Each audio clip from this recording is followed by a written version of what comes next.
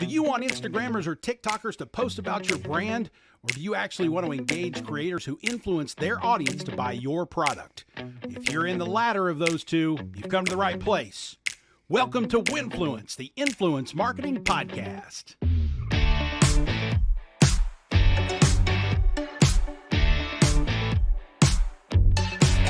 Hello again, friends. Thanks for tuning in to Winfluence, the Influence Marketing Podcast. The influencer marketing landscape is big and ever-changing. You have huge agencies that work with big brands for big budgets. You have boutique firms and consultants that mix and match influencer approaches. You have niche players in the agency and software space that focus on micro and nano influencers. And at each of those tiers, you have specialty shops that are more Hollywood-like entertainment production houses, video-only tools. Honestly, it's a big mess. The ever-changing landscape also impacts the power and effectiveness of creators. To many, the individual content creator is the television network of today. Each individual won their own enterprise with all the accouterments that go with that: staffs, budgets, managers, egos. One man who has seen all of it and continued to innovate and build solutions, both from a products and services standpoint, to address the needs of the industry is Joe Gagliese from Viral Nation. That firm has been around a while now and has grown considerably since it started. It bills itself as a global digital media innovation group that powers the social ecosystem through integrated solutions that align strategy, talent, media, and technology.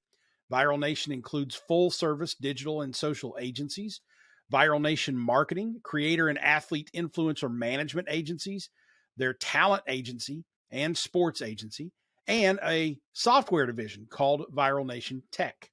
If you want something done with influencers, Viral Nation can probably do it. And Joe's take on how we're all doing what we're doing is an interesting filter for what is and what may come. I asked Joe to come on and talk to us about the landscape, the future, the opportunities, and more. You'll get to hear that conversation today on the show.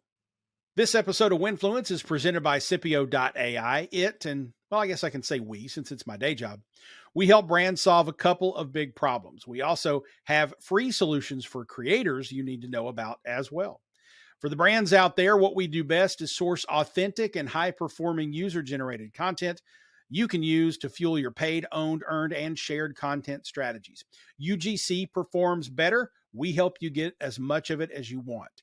If you also want those users to post the UGC on their channels and become influential voices for your brand, our software solution helps make that happen too. For you creators, when you authenticate into Scipio.ai's platform, we have a free media kit you can use to market your influence, your content, your channels to brands. You can customize it, then pop out a PDF or a web version to share. You can even create different versions for different clients on the fly. We also have an incredible referral program that pays you 20% commission on the first year's revenue from any brand you refer to Scipio.ai. All you do is fill out a form. We handle the rest. If the client signs with us, whatever they pay us, 20% to you for a year. You can learn more at Scipio.ai. And if you'd like to be set up with a call with me to personally show you the platform and how it can benefit you and your brand, jump over to jasonfalls.co/Scipio, CIPIO. Fill out that form and we'll set up some time to talk. I will literally be the person showing you the platform, jasonfalls.co/Scipio. Scipio.ai is building a community commerce marketing super app that has something in it for you and your business. Come see us. The ever-changing landscape of influencer marketing, influencers, agencies, and more. Joe Gagliese from Viral Nation is next on Winfluence.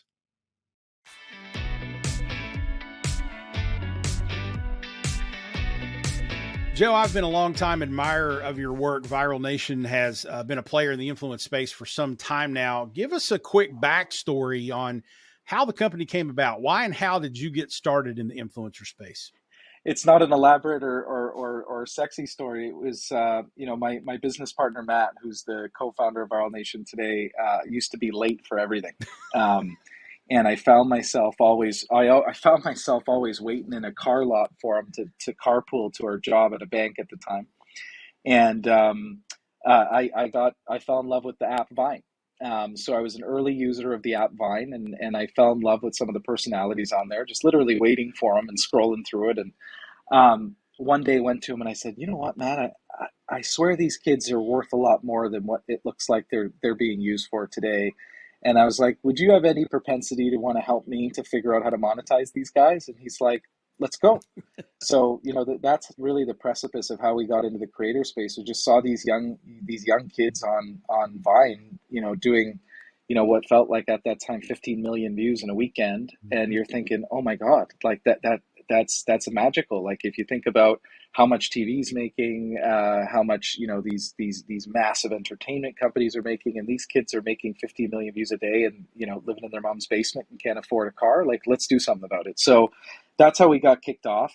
We started by representing talent, quickly pivoted into an influencer marketing company when we realized that relying on the inbox of a creator to sustain their livelihood was not the right way to do it. Yeah. So we went out and built a marketing company to be able to kind of bring brands into the fold. That the timing on that, Jason, was just impeccable. The business really took off, and then we hit this silo where it was like getting brands to spend more required them to really understand what was going on. So that's ultimately what kicked us into technology. And from there, it's been talent, marketing, and technology to today. That's amazing. So, how long between your launch and when Vine died? Because I know that had to have been a hard day for you. You know what? It was probably about 2 years in Okay. to the company. And what was interesting at that time, I don't know if it was just good luck or what it was, but a lot of the creators that we had built relationships with had been diversifying across the platforms really early. The guys like Jake Paul and David Dobrik and Lily Pons and these types of folks who were just naturally becoming superstars in their own right, and we were tied to those types of folks. We also got about 8 to 9 months of a heads up from Vine that could be happening at that time, which was huge for us. So, Yeah. we we pivoted. We spoke to as many of our creators as we can. We helped develop relationships with the other platforms. We tried everything. We were launching Musically at that time. Mhm. So we were able to get through it. But also, Jason, keep in mind we were 1/50th the size we are now, maybe even smaller. So it was easier to turn that ship. Whereas today, I think when those rumors circulate about TikTok and stuff like that, you're sitting in a boardroom going like, "Oh boy, Yeah. like that would be a big shift." That Yeah. makes the last shift not even feel like training. Yeah. But yeah, it was interesting. Funny enough, Jason, we actually ended up hiring two or three of the creators who couldn't make the shift, and they actually still work here to this day. I was with one of them this morning. Who said, "You know what? You're an expert at this stuff. Yeah, you weren't able to translate it to another platform, but would love to have you be a part of our journey." So, I corporatized some of the Viners too into roles in the company, and yeah, it was an interesting time. Well, that's plenty smart, and obviously a good reason why you're still around and still kicking. Now, you alluded to this a second ago. I know you've expanded over the years to, from talent management to now, tech software stuff. You've got, I guess, the agency side of things is still certainly very apparent. Give everyone a sense of all the different sort of divisions of what VN does, and maybe who they do each for. Yeah, no, I'd love to. Part of the challenge with Viral Nation has been just keeping up with everything. So we've never been able to really have a website or a brand that's kept up with where we are. So, a lot of the time, Jason, I get asked that question of like, you guys do all that? It's like, yeah, we do. We're a little slow at telling the story. You'll be seeing our new brand come out hopefully in the next 2-3 weeks across the board. But so Viral Nation Talent Group has now grown to over 1,000 creators that we represent exclusively. To my knowledge, it's the largest in the world.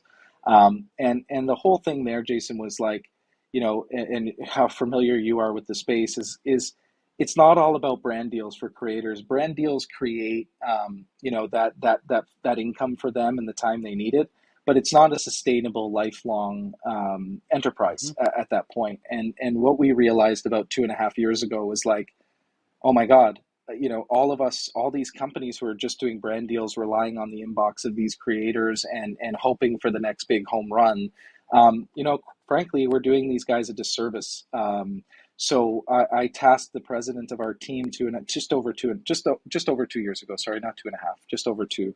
I said to him, I said, John, I need you to do a study for me, and I need you to figure out every possible scenario where a creator can make income. And I want you to bring it to me in a report that has them all broken down. And he did that. And it was everything from, you know, podcasts, OTT, content syndication, starting their own brand, starting their own merchandise, creating UGC content for brands, original productions. And he had this whole list of like, if I was a creator, these are all the potential ways that I could make money.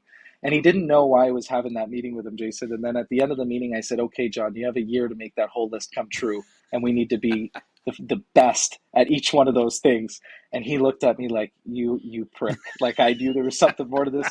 So we we spent the better part of a year and a half getting that all up to scale. So now Viral Nation Talent, you know, truly in my perspective, Jason's become like the place where creators get the 360-degree a service, and it's no rip to the creators, Jason. It's just, you know, you have a group of individuals with a lot of power and a lot of opportunity that don't have the right acumen. Yeah.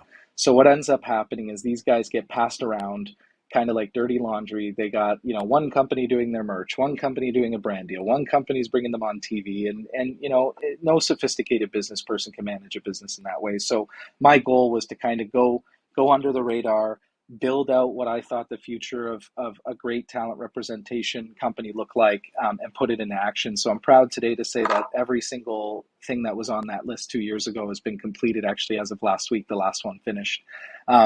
And to boot, we developed a technology to also run the agency that's going in the next week or so here. And Jason, the idea being transparency. Creators don't really understand what's going on in the background, and sometimes they can misinterpret that for a lack of effort. So we wanted to we created an app called Creator Plus that all of our creators we represent are into, and they basically get to see like a CRM. What brands are my agent talking to? What stage of the deal are those at? What are they doing? And we're trying to really transform the game as it relates to creators, because my feeling is, you know, Viral Nation can make a lot of money in the short term, or we could build enterprises in the long term. And that's kind of how we look at that business. And it's been really fruitful.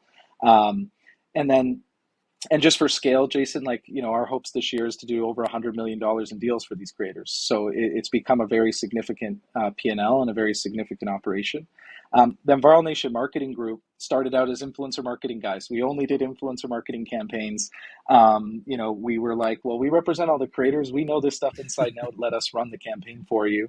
And that naturally evolved. And I don't know if you remember, Jason, but at some point in probably around 2016, a bunch of CMOs came out guns a-blazing and saying, you know, influencer marketing is a fad.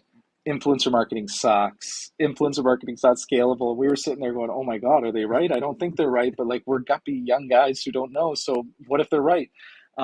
So that actually triggered us to have a meeting. And I just said, okay, well, let's go attack the marketing agencies a little bit and let's ruffle their feathers. So what we started to do was, you know, we went from influencer marketing to own socials, so developing, managing, and growing brand socials, to doing paid social, to doing performance marketing, to doing content. And really, my goal was to create like an agency of record for companies who are led by social in the future. And, you know, I'm not predicating any innovative knowledge at that time. I think I was a little bit naive, but I'm happy it worked out that way, because Viral Nation Marketing Group is just over it's getting to almost 300 people, Jason. Wow. And we're operating the internals of some of the coolest brands of the world, ranging from their creator campaigns to their socials to everything. And it's all managed through technologies that we've built. So that company has become really, really strong. And then we have Viral Nation Technology. And Jason, for us, it was like, first it was prove to a brand that influencer works. That's where our technology started.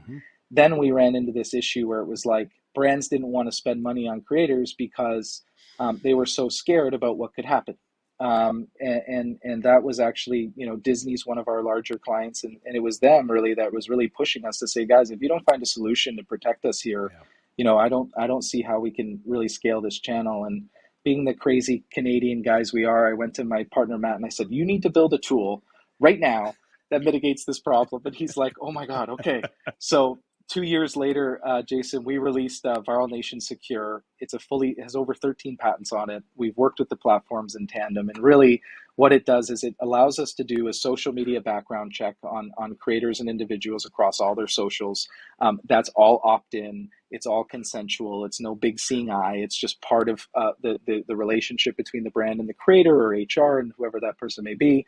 And then we built a monitoring system so that when things go live, we have the luxury of being able to get in front of things before they become large issues for brands. But really, the goal was, Jason, to like create something that acts as like the Norton antivirus of social media for these big brands.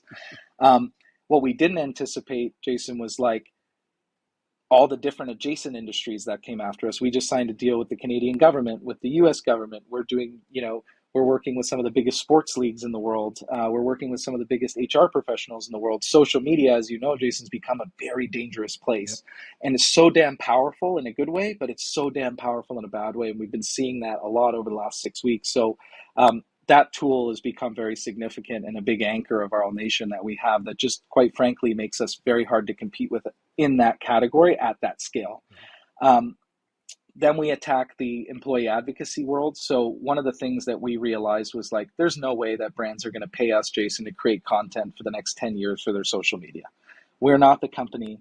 Agencies who are running social need to kind of learn the internals, learn the culture. It just didn't feel right. So we looked at like Hootsuite and LinkedIn and companies who are doing like these kind of corporate shill factory, share the CEO's post and getting into that advocacy world. And we said, wait, if we treat employees of an organization like creators or like influencers, and we can teach them and empower them to learn how to create content to empower themselves, then we'll get the same outcome. So we launched Empower at Social Media Week last week. We built our own social media management platform. We have our own generative AI suites in the technology side, and the technology business has really boomed for us. We have over 100 engineers in Canada. So really what I'm trying to do, Jason, is how do you take social and make it an enterprise thing? Right. How do you take social and really wrap your arms around it, from creating creators, monetizing creators, to developing brands' entire social strategy and merging the two? And we're close, man. It never seems like we're there, but every day I feel like we're inching closer. Well, it sounds like you've built kind of this sort of all-in-one place for brands to go for creators, and certainly beyond that. But I'm curious, there are when I look out at the landscape, I see this big fragmentation of who does what. There are big agencies that do the big brand, big budget thing. Too many of them now are bleeding over into like Hollywood style talent agencies, in my opinion, but there are also agencies and software companies that focus on micro influencers. Is it really feasible for one company to serve all paths to influencer marketing, or is that even what you're trying to do? So we've that mission we've already completed. So we do that, and we do it well. From macro celebrity to mid-tier to ambassadorships across the board, everything creator in one place, we've nailed that. And that's been the secret success of Viral Nation marketing. But what we've needed to do in order to achieve that, Jason, is really set our targets at specific companies and have really strong criteria to the companies that we work with. So we work with large enterprise clients. Viral Nation's integration of all those things makes sense when it's at scale and it goes long.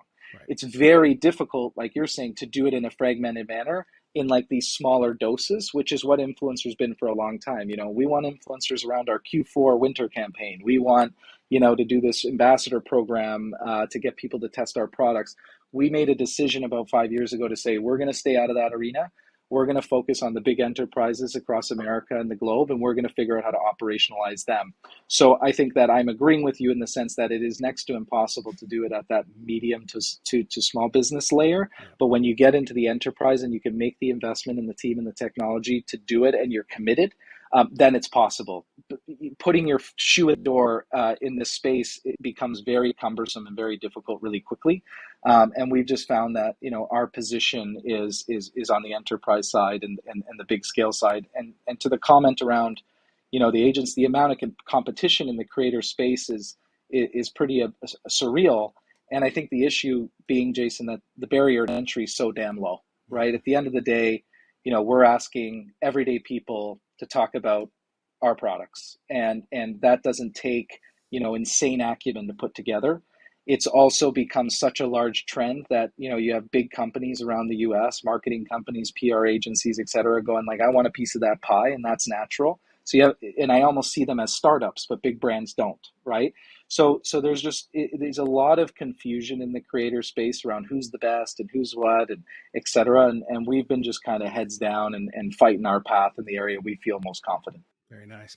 We're talking to Joe Gagliese, the CEO of Viral Nation, one of the leading influencer marketing agencies, talent management, and solution providers in the business. When we come back on Winfluence, we're going to talk about how AI factors into Viral Nation's approach and software, how brands can adapt to the changing influencer landscape as well. Don't go away. Hey, gang, before we get back to the show, I want to share a little bit of information with you about an event coming up that I'm going to be a part of, that I want you to be a part of. If you are a longtime listener to this show, you know that I am heavily involved with the Influencer Marketing Show in New York City each year. I am one of the two co-hosts of the two stages there in New York, and that is coming up June 20th and 21st in New York City, IMS New York, Navigating the Creator Economy, an unbelievable list of speakers, both from the brand side, the thought leadership industry expert side. Lots of folks from the top agencies will be there. Lots of the great solutions providers and thinkers in the space are going to be there as well. It is really an amazing event. It is put on by the Hello Partner folks who are based in the United Kingdom, and the Influencer Marketing Show started there. Last year, they brought it to the United States for the first time. I was honored to be asked to co-host last year up in New York City there at the New World Stages, and it's coming back to the same venue again, June 20th and 21st, 2023, just coming up here in a few weeks. The website to go to learn more is influencermarketingshow.com. There's a couple of different shows, so make sure you click on the New York version and book your tickets. I can't wait to see you there. I will be co-hosting one of the two stages again this year, and also co-hosting a panel where some folks and I are going to explore the creative gap in influencer marketing execution. So we're going to talk about the difference between just a laundry list of sponsored posts and actually having sharp creative concepts to drive your influencer marketing strategies forward. Influencer Marketing Show New York City. Go to influencermarketingshow.com. Click on the one for New York. Book your tickets. I'll see you there June 20th and 21st. All right, let's get back to the show.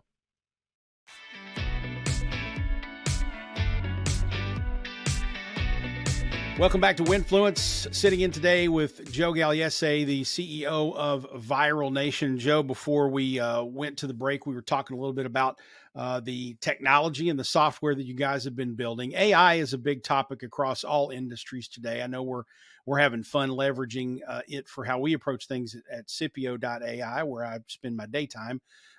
You think AI is crucial for successful influencer marketing today. Why is that? Listen, I'm concerned about it, Jason, more than I'm excited about it, but not for the reasons you might think. Okay. I think that, part of the power and part of the allure of why I love the creator business is because of the authenticity that these guys bring to the table. And there's a reason why, I'm choosing not to go watch linear television and I'm watching some guy named Hacksmith from Waterloo, Canada make lightsabers, right? I think the beauty of what we do in the industry we're in is that people trust these guys. Yeah.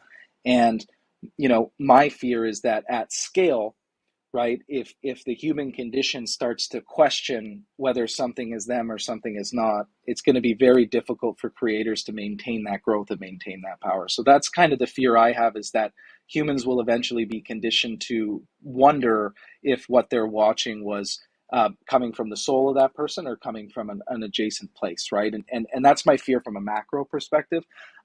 From a more micro perspective, I think it's magical, right? Viral Nation hired our CTO is a master's in AI, and I didn't even know what AI was when I hired him, Jason. I'm no tech guy, but my God, we got lucky with him, because I remember him coming in the door 2.5 years ago or 3 years ago, and he was like, "Joe, this AI revolution is coming. I don't care if you believe me. I don't care if you understand it.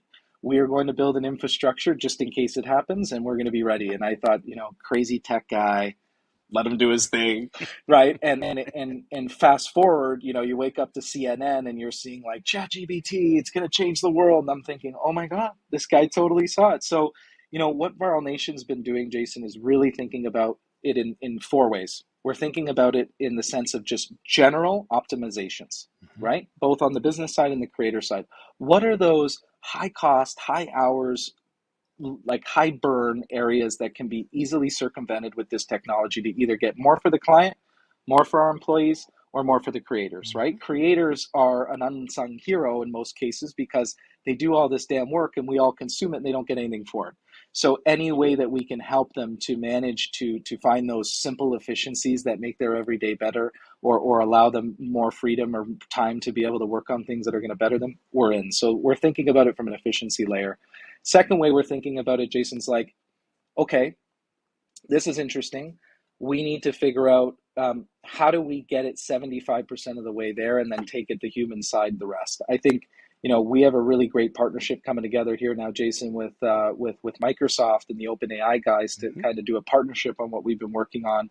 And, they're sitting at the middle of the storm. And when you're sitting with them and they're saying things like, it's very important that we don't overdo this. It's very important that we all as industry and partners show that, yeah, we can find those efficiencies. And yeah, we might be able to give an influencer information like, this is what your audience really wants to hear you talk about. Here's what your audience is really craving right now. Here's what the market's craving, but allowing it to go only a certain extent and allowing the creator, allowing our creatives, allowing our strategists to take it the other little bit of extra mile has been an important piece.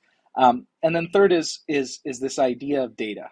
Um, I struggle sometimes because I'm a very creative guy, Jason, at heart, I'm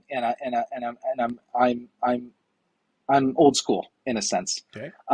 But the reality is that we're coming into a time now, Jason, where we can ingest the first party data of Chegg or Disney, and we can use that in our machine to say, here's the best 5 pieces of content we can think about doing this week on Instagram. Mhm. And it's scary to think because you're removing that layer of 5 folks sitting in a boardroom coming up with those 5 posts based on their internal and personal interests and things that they're seeing. But I do think that we need to conform to the fact that data is there to tell us what people actually want. We need to go there. So we've been thinking a lot about how do you take the Internet of Things, like the Chat GPTs, the Open AIs, how do you take 10 years of our data from the platforms and how do you take the customer's data and merge it in a way where the outcomes of these new systems in AI point to the right thing for them and in their tone and in their and embodying their brand. So, that's the 3 ways we're thinking about it right now. And, thankfully for Viral Nation, we've had a hell of a head start.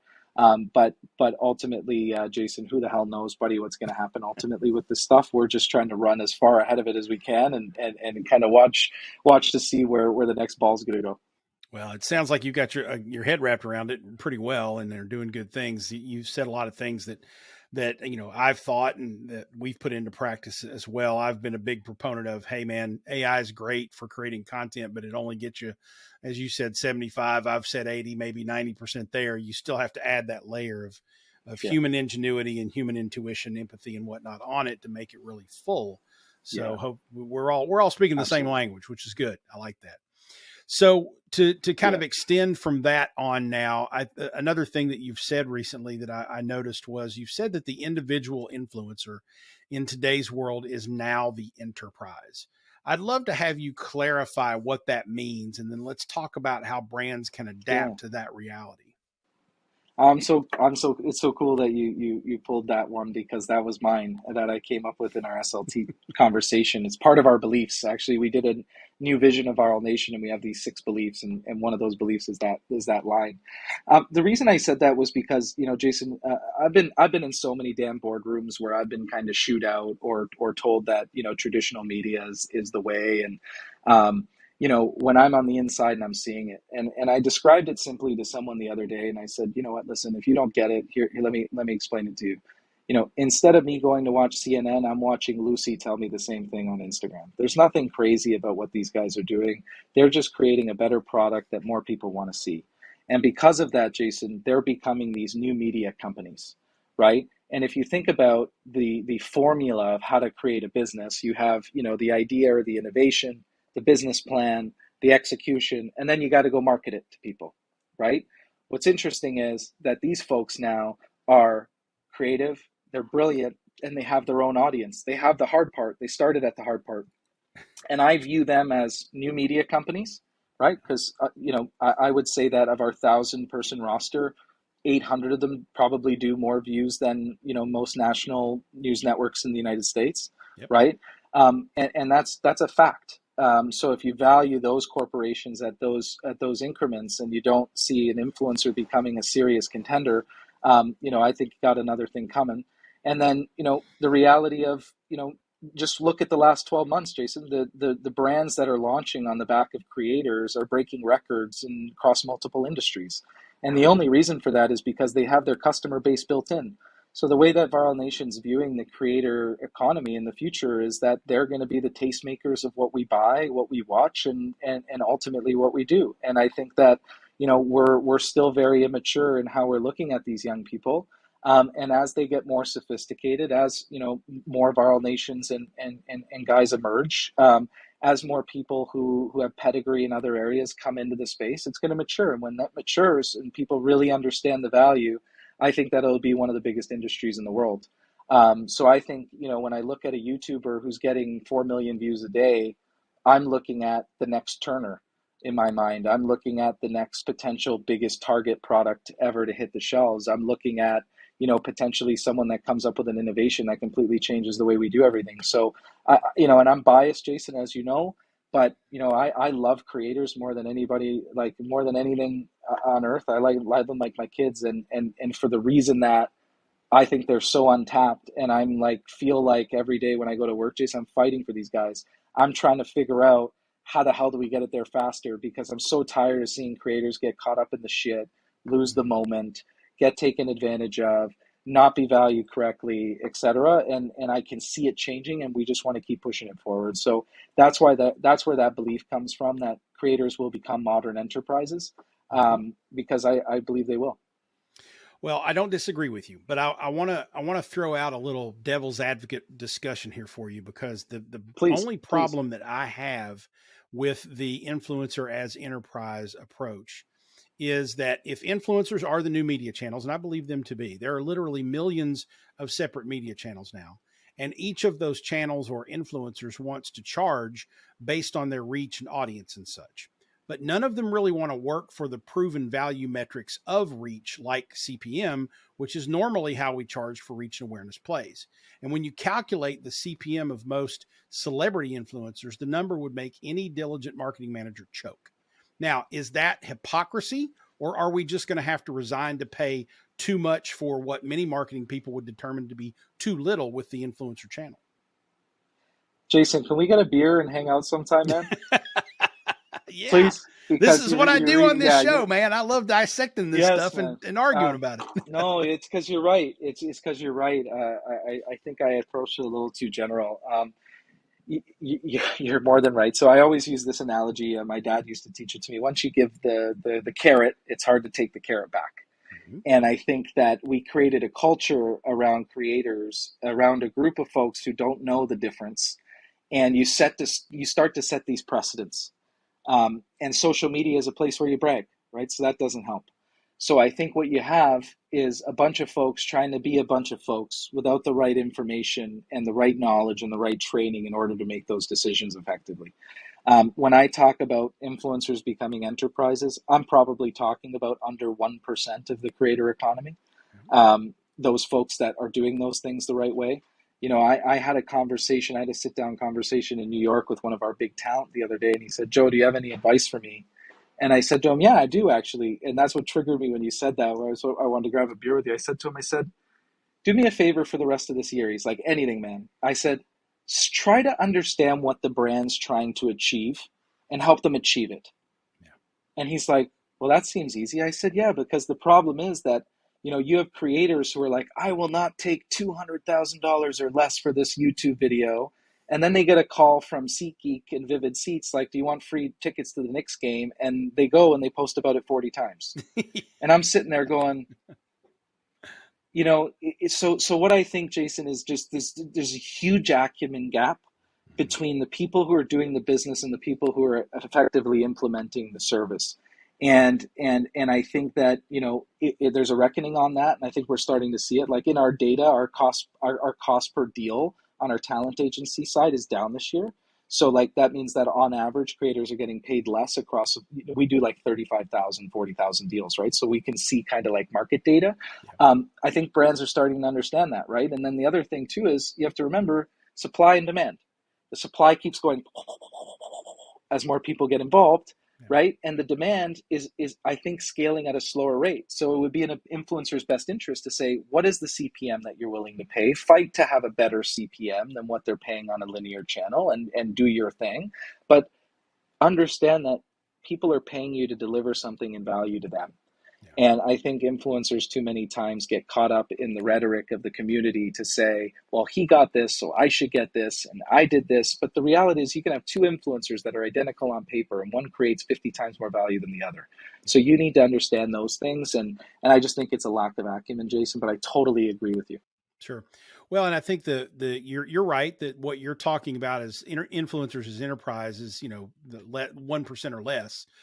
The problem is that sort of middle of the pack, that mid-tier and mega influencer that's not in the 1%, and they have, let's say, 50,000, 100,000, 200,000 followers on their channels, but they want to charge like they've got 2 million. And that's where a lot of the clients and customers and brands that I've worked with in the last couple of years are running into it. It's either I have to pay out the wazoo and I might as well invest in a celebrity at that point, or I have to use a micro influencer strategy because I can't afford anything in the middle. And I think that's where creators are shooting themselves in the foot right now. And just to clarify, Jason, when I said under 1%, I meant under 1% of the community, not in like size, because there are guys that we have in the middle or at the bottom who are killing it because they understand those things and it, right?